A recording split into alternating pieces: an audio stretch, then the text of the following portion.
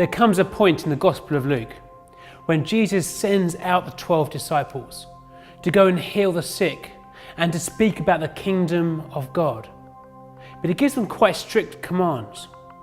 They're to take no staff, no bread, no money, no bag. They are to live by faith.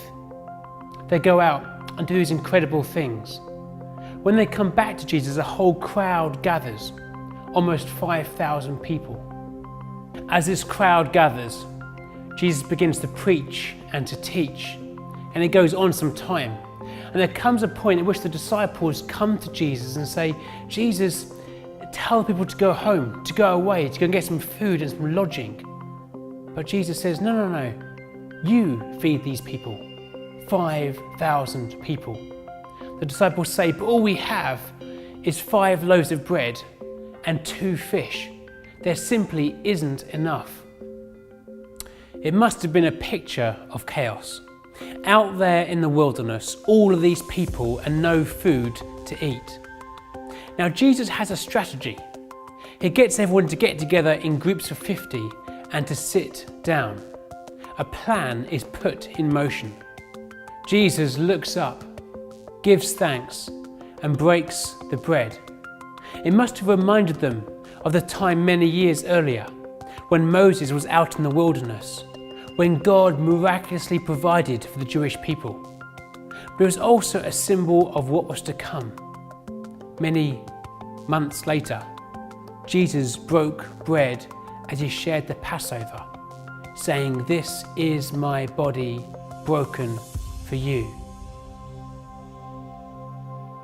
Now, I doubt these are the exact same fish, but the disciples would have taken these 2 fish they had.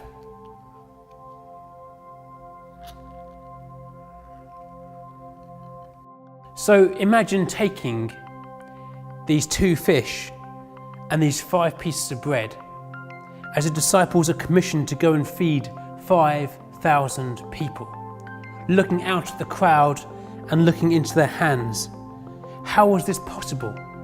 Just days earlier, the disciples were living by faith, going town to town, preaching the good news.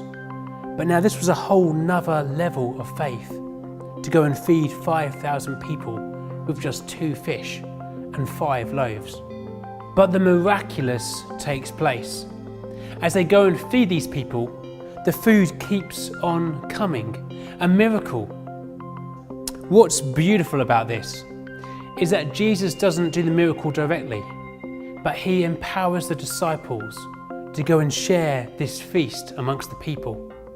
In the same way today, God empowers us as ordinary people to do extraordinary things. He commissions us to go and share good news and to feed the hungry.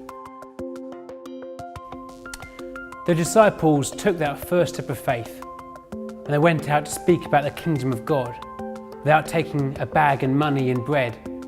But in this incident, as they feed 5,000 people, they step